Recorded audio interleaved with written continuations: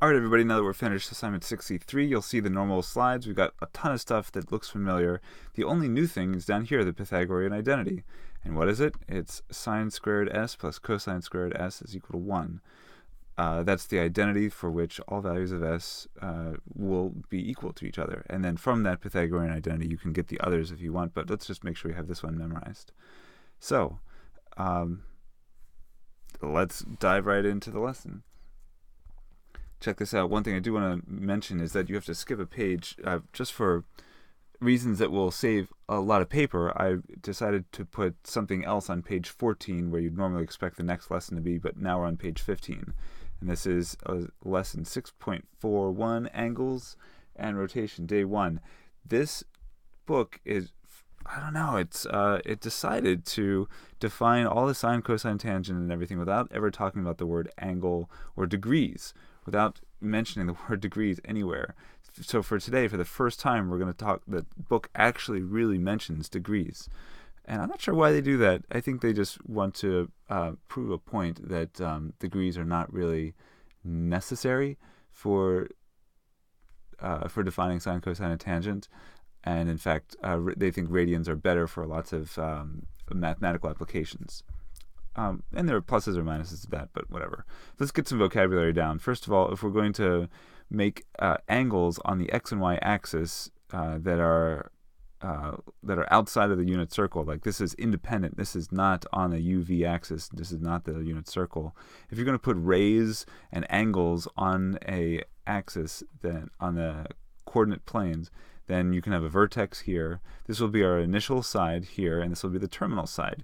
It's very familiar or reminiscent of the unit circle. You notice that this is normally the point that we start out and we go around in this direction.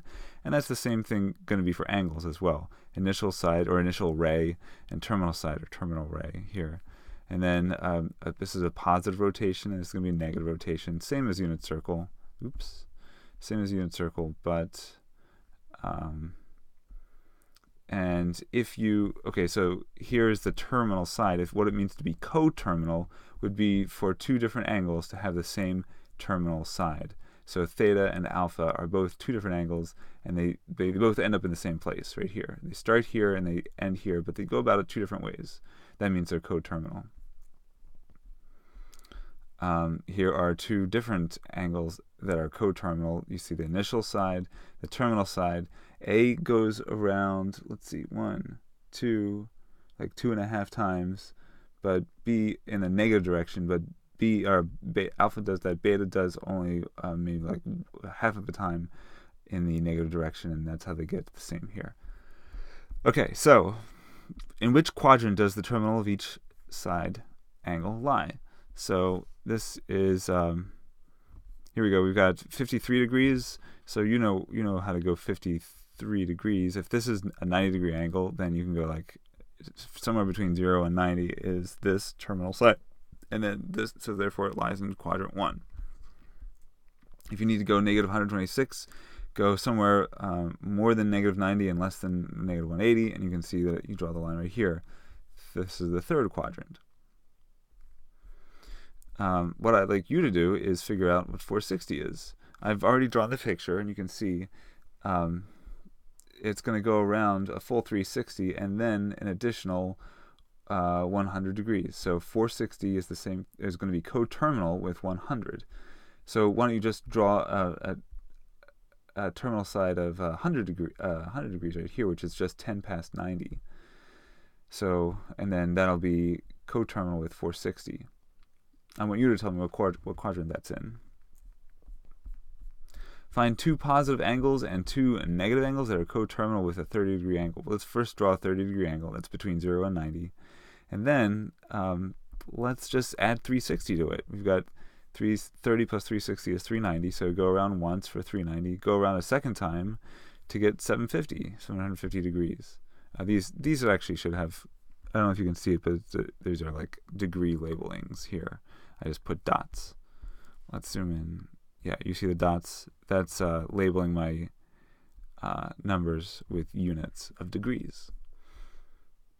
And then if you want to do it negative, then you can add negative 360 to go around in the opposite direction. 30 plus negative 360 is negative 330. and I didn't draw it, but you can calculate that if you add an additional negative 360, you get negative 690. All right, next, let's find the complement that's when two angles add up to 90 degrees, they are complementary. And if two angles are supplementary, then they add up to 180. You might remember that from geometry, or you might just get like some PTSD or something like that from whoever it was that taught you complements and supplements.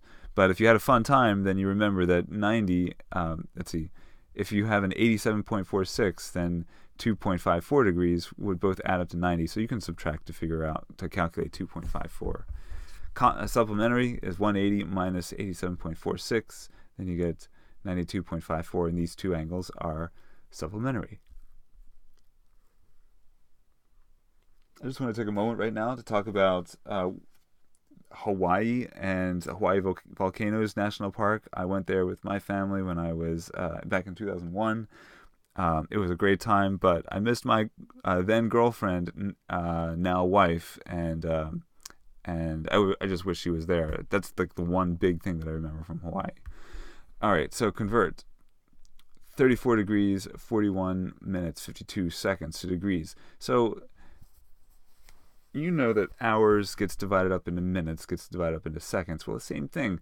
You might think that 1 degree is kind of a very thin angular measurement, and it is, but actually when you're measuring something, this all comes from astronomy. And actually 1 degree, when you're talking about the entire angular, like if you're looking at a star and you're looking at a star next to it, then the separation between those two stars might be less than a degree from your point of view. Like if you point at the first star and then rotate your hand to point at the next star, then that might be very much less than a degree. Like that could be a very small amount. So what they needed to do very quickly was subdivide degrees up into, just like they subdivided hours into minutes and seconds, they subdivide degrees up into minutes and seconds. So if you want to convert that crazy thing to just like decimal, like if you talk about latitude and longitude, then you're going to need to, on the globe, then you need to divide that also up into something far smaller than just a degree. I think if you use, like, GPS coordinates are usually given in 34 point, like in this case 34.70 degrees to subdivide a degree, but not always. So there are these two formats, and you have to, let's figure out how to convert between the two. So 34 degrees plus, this is like, if you said an amount of time, 34 hours, 41 minutes, 52 seconds, how many hours would it be total? Then you could say 34 plus, well, we've got one fraction of an hour right here. That's like 41 minutes over 60 minutes. This would be the fraction of an hour. And this would be 52 seconds divided by 3,600 seconds. That's this 3,600 is just 60 times 60. It's 60 squared. So when you type all of this into a calculator and hit enter, you get about 34.70 degrees. Now this is just one way to go from this kind of recording an angular measurement to this kind.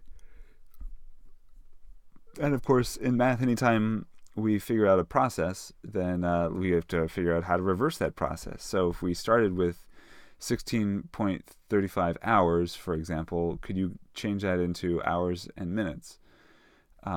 Well, the same thing would be true here. 16.35 degrees to degrees and minutes. Well, the 16 is easy, so let's just subtract that out. Like, we know the answer is going to have 16 minutes. So the really question is, what are the 0.35 degrees in minutes?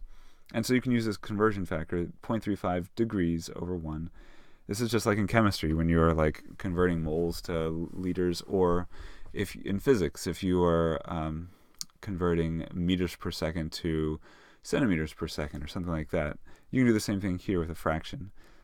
0.35 degrees times 60. Here's your conversion rate. There are 60 minutes in 1 hour, or 60 minutes in 1 degree in this case. So in order to cancel out the degrees symbols, you put them one on the top, one on the bottom, and then you can multiply across.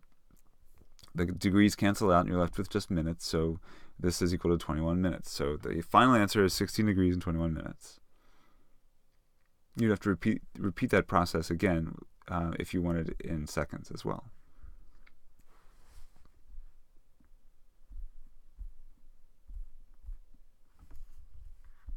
So let's talk about measure.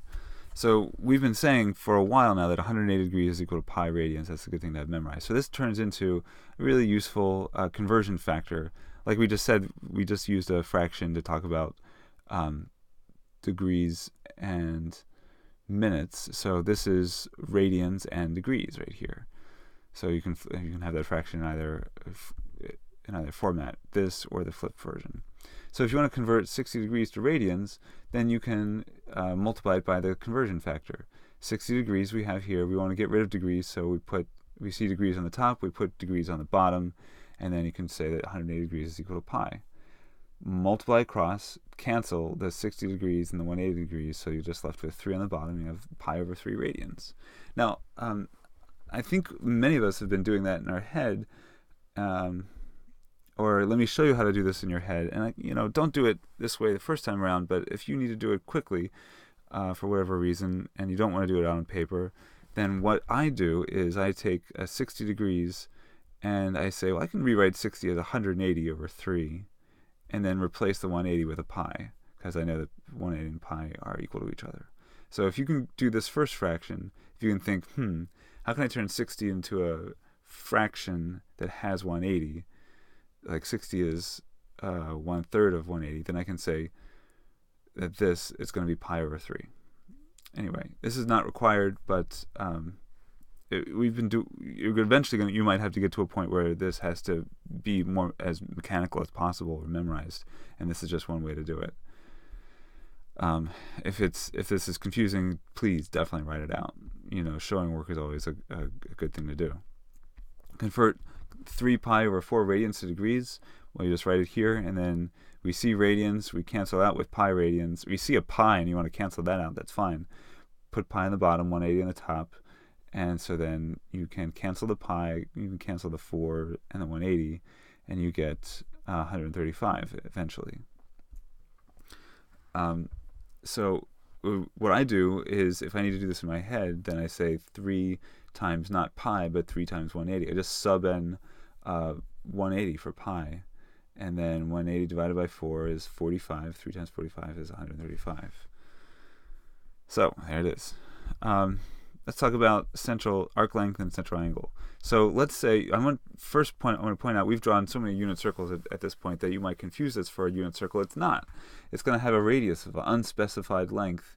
It could have a radius of not just 1, like in the unit circle, but 2 or 3 or 0.6 or any positive number here.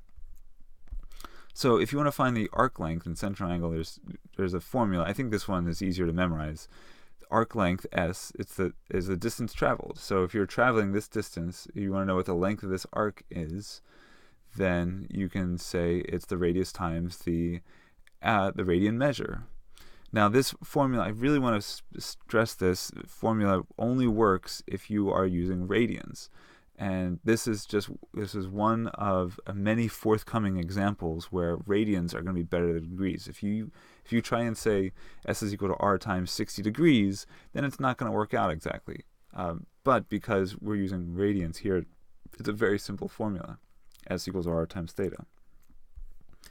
R is the radius, and up till now radius was equal to 1, but it's not going to equal 1 anymore. I also want to note that if S and R have got to have the same units. So if R is measured in inches, then S has got to be measured in inches or meters or whatever. Meters, feet, they got to be the same. All right. So find the measure of rotation in radians where a point 2 meters from the center of rotation travels 4 meters. I probably should have drawn a picture. But we have knowns. We know that the radius is 2 meters. We know that it travels 4 meters. So we can say R is equal to 2 meters, S is equal to 4 meters. The units check out. That's good. We want to know what the measure of rotation is in radians. So we're given R, we're given S, and we want to find theta. So we can use our handy dandy formula. Theta is going to be equal to S divided by R, and that's 4 meters divided by 2 meters is equal to 2. Notice that the units cancel out. 4 meters divided by 2 meters is 2, and that's just how we like it, because radians is technically a unitless measurement. It's a ratio. It's just the number 2. So there it is. I want you to copy the problem list, start assignment 61, and I'll see you in class.